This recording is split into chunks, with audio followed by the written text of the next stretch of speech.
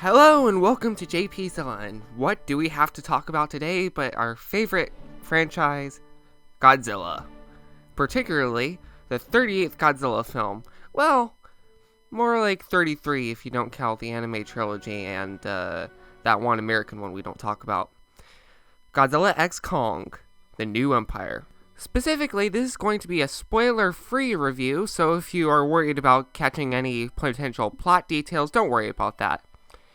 We will be talking about some stuff, particularly some things covered in the first initial trailers, for instance, who the antagonist is. So if you don't want to know even that much, then turn away now, but overall, I'm not going to spoil the movie. Specifically, we're going to talk about basically 5 things. How they handle Godzilla, how they handle Kong, the main characters themselves from a human perspective, and the antagonist. So, if you're ready for all that, let's get started. Let's talk about the basic plot. Well, the plot isn't that detailed. It actually is a lot more fleshed out, in my opinion, than Godzilla vs. Kong's plot was.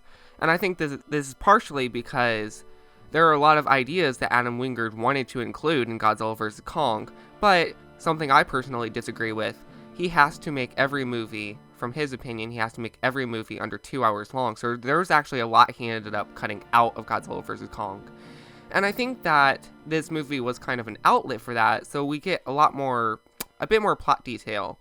For instance, about the ancient war that was referenced several times in the trailers for Godzilla vs. Kong, but was never actually mentioned in the actual movie. Overall, the movie does deal with lore a bit more, and we get to see a bigger glimpse of the Hollow Earth and its inhabitant, something I felt was also missing from the last movie, as we only got a cursory glimpse at the actual Hollow Earth. Overall, I won't be talking about the plot that much, but it definitely was more involved than the last movie's plot, and had more to do with the reason everyone was fighting. Now, the characters.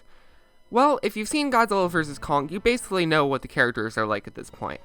Returning, we have Gia and Dr. Eileen Andrews, her adoptive mother.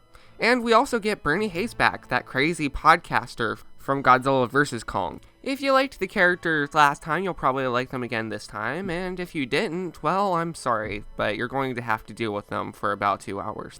Joining Gia, Bernie, and Dr. Eileen Andrews this time is one more new character, however, and that is Trapper, who is an eccentric kaiju veterinarian. A sentence I never thought I'd be saying before, yet here we are in 2024. Overall, I actually liked this character. He brought a lot of humor to the movie, and was enjoyable as a character in a way that was reminiscent to me of Star-Lord from Guardians of the Galaxy. Now on to the main event, Godzilla. How did this movie handle Godzilla?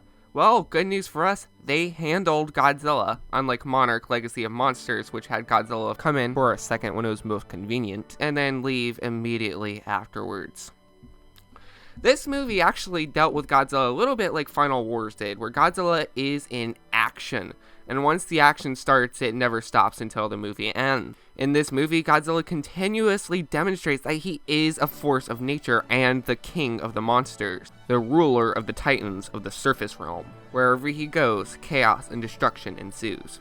In my opinion, Godzilla definitely got what he deserved out of this movie, and the film certainly justified having Godzilla in the title. Unlike the Monarch show, which didn't even put Godzilla in the title, and obviously did not deserve Godzilla at all. Now on to King Kong. King Kong clearly is the main character of this story, and fortunately they give him the same treatment as a human main character. King Kong actually has personality in this movie, just like the last one, and I think that's something a lot of kaiju fans appreciate. Kaiju-driven narrative has been something talked about in the community for a long time, and it seems like Adam Wingard is finally delivering. Even though King Kong doesn't speak, his emotional narrative is still clear, and it is usually very easy to tell what he is thinking or feeling in the moment. In my opinion, his interaction with the other inhabitants of Hollow Earth continues to tell as compelling a story as any other human plot.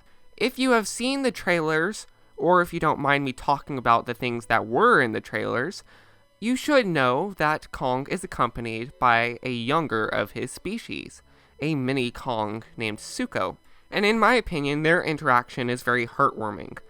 reminiscent of The Mandalorian and the Baby Yoda, at least in the first season before everything started to kind of fall off the rails. Zuko too has personality and is himself a charming character. Last but not least is the antagonist. If you have seen the trailers, then you know that the antagonist is another great ape, and you likely know his name is the Scar King. In my opinion, this character definitely delivers as an antagonist, and has something that I believe every great villain needs, an imposing quality of character.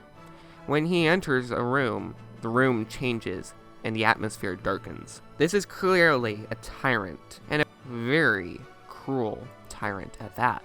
In my opinion, one can even draw parallels to Ultraman Belial from the Ultraman franchise, a being from a almost universally benevolent race known as the Ultramen, and Scar King is one crazy monkey out of a group of usually good monkeys, whose role has been said to protect humanity. Another parallel can be drawn to the How to Train Your Dragon 2 character Drago Bloodfist, who himself was a tyrant of similar caliber. Overall, I'd give this movie an 8 or 9 out of 10. In my opinion, it perfectly encapsulates the spirit of a classic or perhaps even a Heisei-era Godzilla film, while also retaining the charm of a King Kong film.